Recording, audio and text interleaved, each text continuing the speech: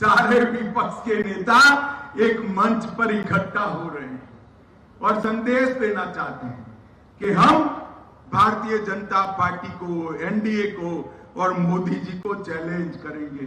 मैं सारे विपक्ष के नेताओं को एक कहना चाहता हूं, कितने भी हाथ मिला लो, आपकी एकता कभी संभव नहीं है और हो भी गई 2024 में 300 से ज्यादा सीटों के साथ नरेंद्र मोदी जी का प्रधानमंत्री बनना तय। नमस्कार, आप देख रहे हैं न्यूज फॉर नेशन और मैं हूं प्रियदर्शन।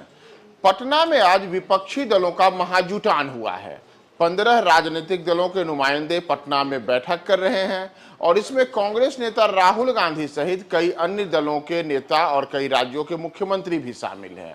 यानी कि भारतीय जनता पार्टी की केंद्र में सत्तासीन सरकार को उखाड़ फेंकने के लिए जब विपक्ष पटना में बैठक कर रहा है, तो अब इस पर भारतीय जनता पार्टी के नेता और देश के गृह मंत्री अमित शाह ने कहा है कि ये पूरी की पूरी जो बैठक की कवायद चल रही है, यह सब सिर्फ और सिर्फ फोटो सेशन है।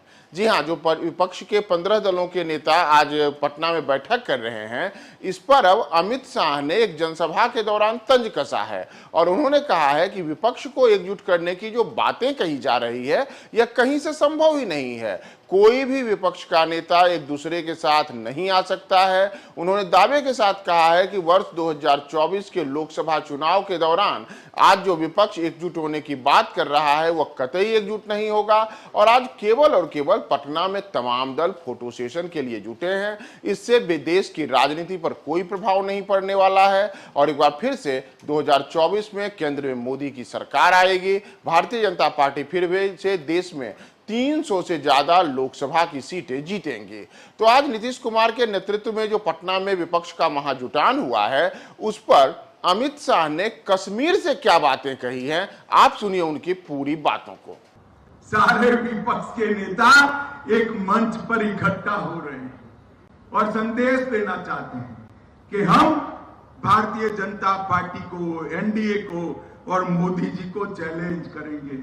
मैं सारे विपक्ष के नेताओं को एक कहना चाहता हूं, कितने भी हाथ मिला लो, आपकी एकता कभी संभव नहीं है और हो भी गई तो कितने भी इकट्ठा होकर जनता के सामने आ जाइए।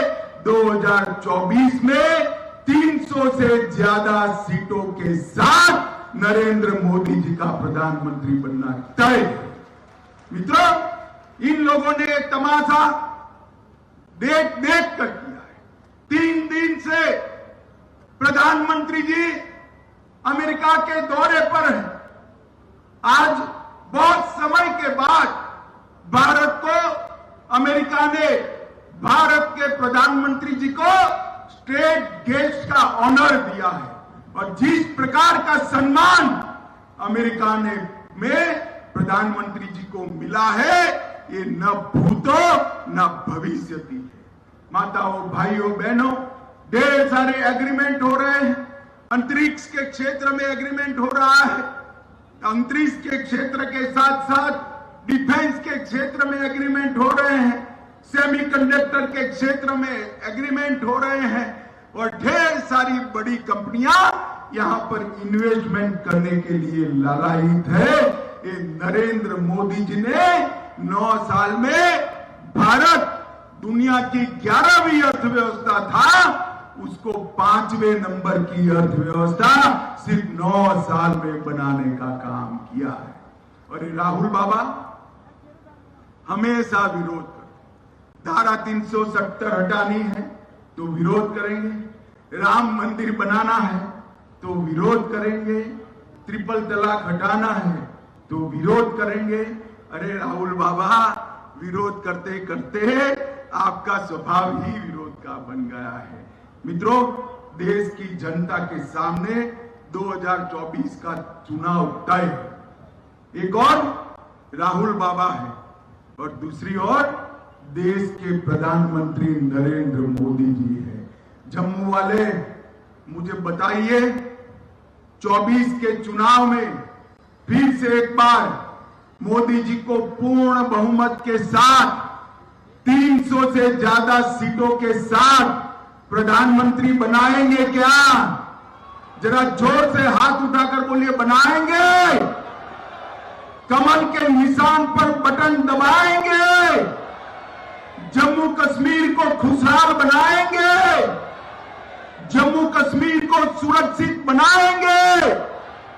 मोदी जी की सरकार बनाएंगे? तो मेरे साथ दोनों हाथ उठाइए और बोलिए, भारत माता की